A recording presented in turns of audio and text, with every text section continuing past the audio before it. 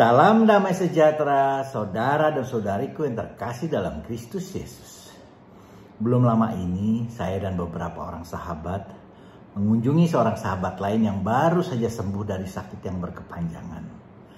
Dan merencanakan untuk melakukan pemeriksaan lanjutan ke luar negeri. Niat kami adalah untuk memberikan kekuatan kepadanya dan meneguhkan dia. Agar kuat dalam iman dan tidak mengalami kepahitan. Tuhan Maha Baik. Ternyata bukan kami yang menguatkan dan memberikan peneguhan. Kenyataannya kami semualah yang memperoleh peneguhan. Dan kamilah yang diberikan kekuatan melalui saksian dia. Kadang saat kita mau melayani, yang terjadi malah sebaliknya. Kitalah sebenarnya yang dilayani. Bukankah ini hal yang indah? Kadang kita juga merasa sudah mengenal Allah. Ternyata kalau mau jujur, sebenarnya kita belum benar-benar mengenal Allah.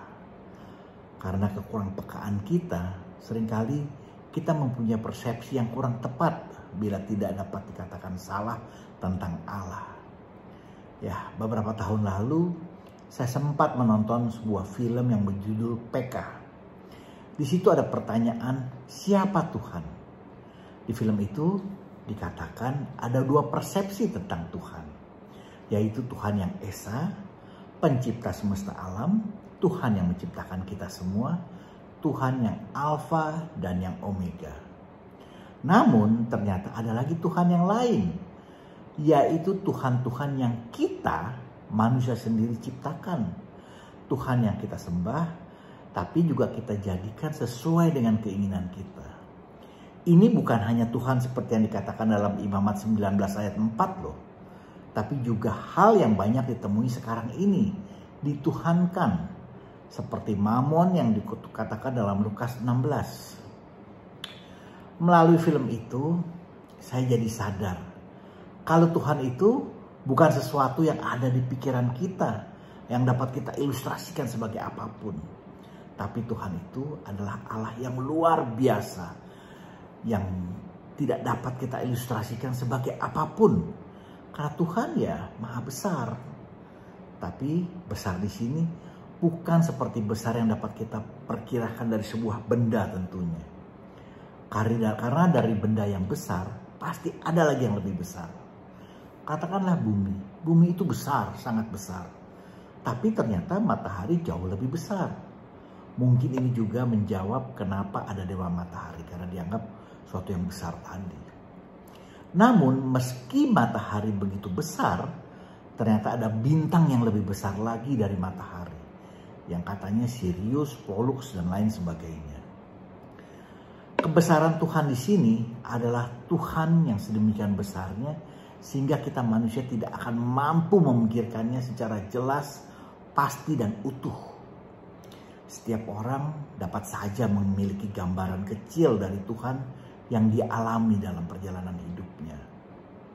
Namun dia tidak akan pernah mampu memberikan gambaran secara utuh dan komplit akan Tuhan. Karena Tuhan itu ya merupakan rangkuman summary dari segala sesuatu yang ada. Bahkan mungkin juga yang tidak ada. Allah adalah segalanya. Dan otak kita tidak akan mampu menggambarkannya. Seperti dikatakan oleh Santo Agustinus. Lebih mungkin memasukkan seluruh samudra ini ke dalam lubang yang kecil daripada memasukkan Allah ke dalam pikiran manusia yang sempit itu katanya. Tapi tentunya kita manusia juga tidak perlu berkecil hati. Kalau kita terus mencari Tuhan, maka Tuhan pasti akan membiarkan dirinya ditemukan. Kita akan dimampukan untuk dapat memandang Tuhan. Mazmur 36 ayat 10 mengatakan, di dalam terangmu kami melihat terang. Tentunya setiap perjumpaan kita dengan Tuhan selalu membuat kita terkagum-kagum kepadanya. Terkaget-kaget. Kenapa? Ya, karena keterbatasan pikiran kita tidak dapat memahami sepenuhnya. Sehingga waktu melihat kita jadi wow. Namun ingat, kita juga dapat sujud, berlutut, dan berdoa dengan kerendahan hati untuk sedikit dapat memahami Tuhan dalam ketidakpahaman kita tentunya. Jadi siapa Tuhan? Ulangan 6 ayat 4 mengatakan Tuhan itu Esa. Itu kata perjanjian lama. Bagaimana dengan perjanjian baru? Ternyata Markus 12 ayat 29 juga sama mengatakan Tuhan itu Esa. Kalau kita perhatikan juga pengakuan iman kita dalam kredo atau syahadat para rasul, kita awali dengan kalimat, aku percayakan satu Allah, Bapa yang Maha Kuasa, pencipta langit dan bumi, dan seterusnya. Jadi rasanya kalau ada orang yang mengatakan Allah orang Kristiani itu ada 3, ya artinya mereka nggak tahu, tapi sok tahu. Jadi ya biarin aja. Mungkin kita juga ingat bagaimana Musa bertanya kepada Tuhan, siapa nama Tuhan saat dia diutus sama Tuhan untuk bertemu Firaun, untuk membawa bangsa Israel keluar dari Mesir. Namun dijawab oleh Tuhan dalam Keluaran 3 ayat 14, aku adalah aku. Dan Musa disuruh mengatakan kepada orang Israel tentang siapa yang mengutusnya. Dengan berkata, sang akulah aku telah mengutus aku kepadamu.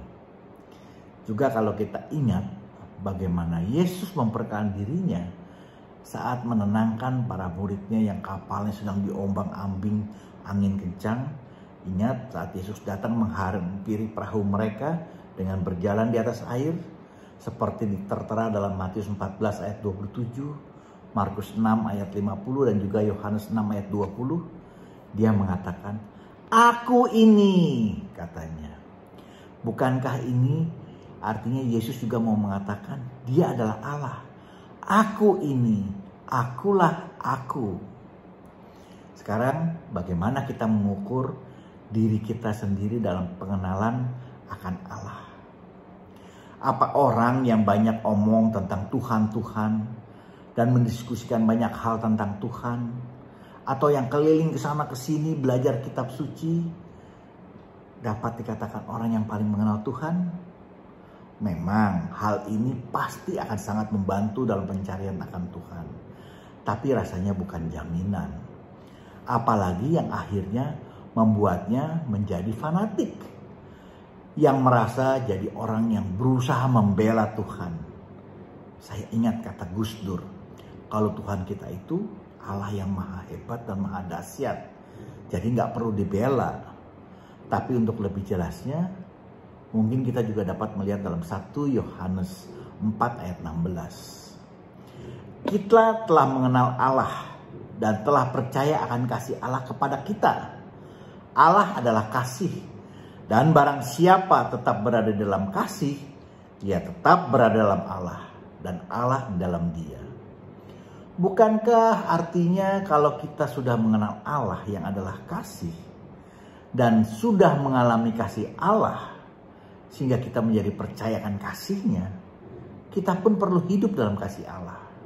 Dalam arti ya mau mengasihi sesama kita dan dapat menunjukkan kasih Allah yang ada dalam diri kita. Bahkan 1 Yohanes 4 ayat 8 mengatakan dengan sangat jelas dan gamblang tertera, barang siapa tidak mengasihi, ia tidak mengenal Allah, sebab Allah adalah kasih. Jadi apa masih berani kita mengatakan kita mengenal Allah, tapi hidup kita tidak memiliki kasih? Menjalani hidup yang tidak mencerminkan kasih Allah.